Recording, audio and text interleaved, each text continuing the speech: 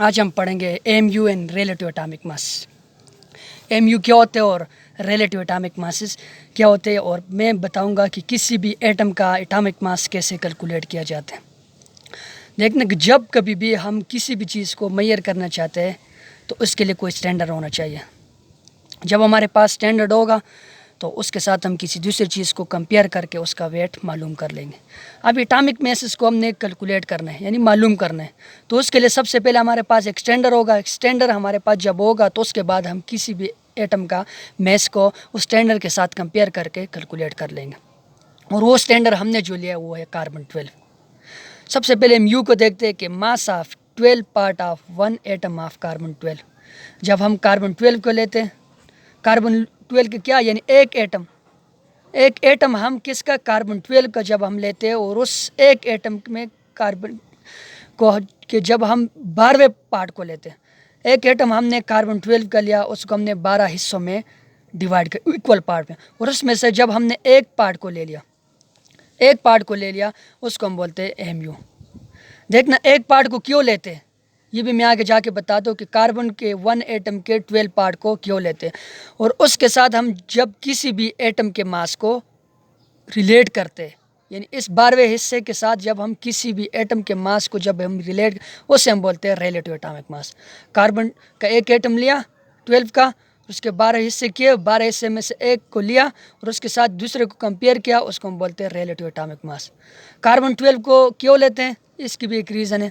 एक तो हमारे पास ये स्टेबल आइसोटोप होते हैं, इसका मैजिक नंबर होते हैं, यानी इवन नंबर ऑफ प्रोटॉन और इवन नंबर ऑफ न्यूट्रॉन होते हैं।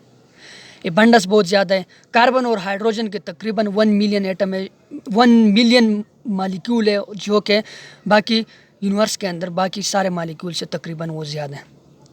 अब देखना हमारे पास ये एक बैलेंस है, इसमें एक साइड पे हमने कार्बन के एक एटम को लिया, कार्बन का 1 एटम यानी कार्बन 12 वाला, उसके साथ हम दूसरे एटमों को कंपेयर करते हैं। एक साइड पे हमने कार्बन 12 ले लिया, दूसरी साइड पे फॉर एग्जांपल मैंने हाइड्रोजन ले लिया। जब एक हाइड्रोजन के एटम को मैं लेता हूँ इधर कार्बन 12 है तो ये वाला साइड भारी होता है, 2 को 3 को, जब मैं 12 तक पहुँच जाता हूँ तो ये वाला ये जो बैलेंस है हमारे पास बराबर हो जाते। इसी तरह जब मैं कार्बन के एक एटम को लेते हैं यानी कार्बन 12 वाले को ले लेता हूँ, उसके साथ मैं हीलियम को कंपेयर करता हूँ। जब हीलियम का एक एटम में ले तो ये वाला साइड भारी होता है, जब 2 ले ले तो फिर भी ये भारी होते हैं, जब 3 ले ले तो ये इसके साथ इक्वल हो जाते हैं। इसी तरह फॉर एग्जांपल मैं अगर ऑक्सीजन को ले लेता हूँ, एक ऑक्सीजन को इस साइड पे ले लेता हूँ और इधर इस साइड पे क्या ले लेता हूँ, कार्बन 12 यानी एक साइड पे तकरीबन इधर हम जब ऑक्सीजन का तो वेट उससे ज़्यादा होते हैं, तो इधर जब मैं कार्बन के 3 एटम को ले लेता हूँ, कार्बन के 4 एटम को ले लेता हूँ, तकरीबन 4 को मैं ले लेता हूँ, और यहाँ पर 3 ऑक्सीजन एटम, इस साइड पे अगर 3 ऑक्सीजन, इस साइड पे 4 कार्बन एटम हो गए तो ये वाले साइड बराबर हो जाएगा, क्योंकि ये 48 बन जाते और 4 का 48 बन जाते, बराबर हो जाए। अभी कार्बन के 12 पार्ट को ही क्यों लेते हैं इसकी भी एक रीज़न है। देखना कार्बन के 12 पार्ट को ही क्यों लेते हैं, हमने इधर देख ले कि 12 हाइड्रोजन कितने कार्बन के बराबर होते हैं, एक कार्बन एटम के बराबर होते हैं। तो एक हाइड्रोजन एटम का मास कितना होगा, 12 हाइड्रोजन एक कार्बन के बराबर होते तो एक हाइड्रोजन का मास कितना होगा, इसको हम क्रॉस मल्टीप्लाई कर लेते हैं। 12 हाइड्रोजन यानी 12 हाइड्रोजन एक्स हो जाएंगे और हमारे पास 1 कार्बन के बराबर। एक्स का हमने वेट कैलकुलेट करना, एक्स को इस साइड पे छोड़ देंगे और इस साइड पे 1/12 पार्ट ऑफ कार्बन, यानी एक हाइड्रोजन एटम का जो मास होता है वो 1/12 पार्ट ऑफ कार्बन एटम के बराबर होते हैं, यानी कार्बन 12 का 12 हिस्सा एक हाइड्रोजन एटम के बराबर होता है। देखना अभी मैं कार्बन की जगह उसके 12 पार्ट ही लगा ले तो मैंने मास कैलकुलेट करना है, रिलेटिव एटॉमिक मास हाइड्रोजन का 1 किस तरह 1/12 और कार्बन यहाँ पर 12, कार्बन की जगह मैं 12 पुट कर लूँगा तो ये इसके साथ मल्टीप्लाई, ये एक्स जो होता है ये 1 के बराबर आ जाएगा। इधर से हमें पता चल गया कि कार्बन का यानी हाइड्रोजन का जो एटॉमिक मास होता है वो 1 होता है।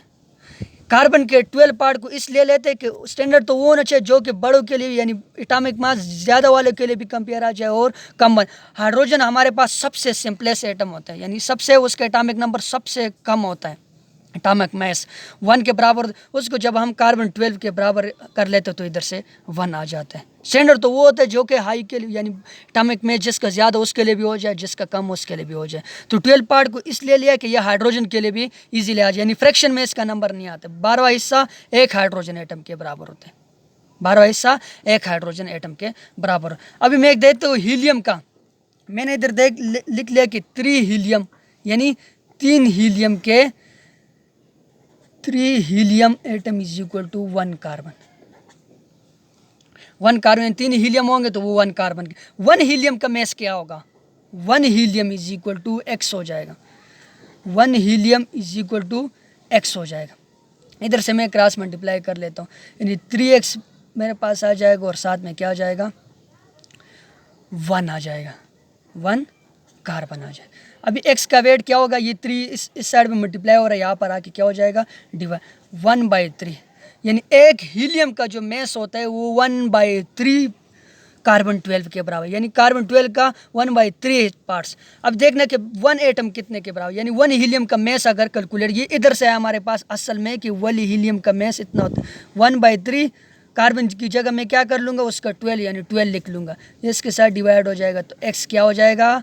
4 हो जाएगा। एक हीलियम का जो एटॉमिक मास होता है वो 4 के बराबर होता है। इधर से हमने देख लिया, इसके लिए भी हो गए और इसके लिए भी हो गया। ये तो कार्बन से छोटे जो पार्ट होते हैं, यानी एटॉमिक मास इनका कम होता है, यानी इनका वेट कम होता है, उसके लिए आ गया। अभी अगर कोई हेवियर आ जाए, क्या आ जाए?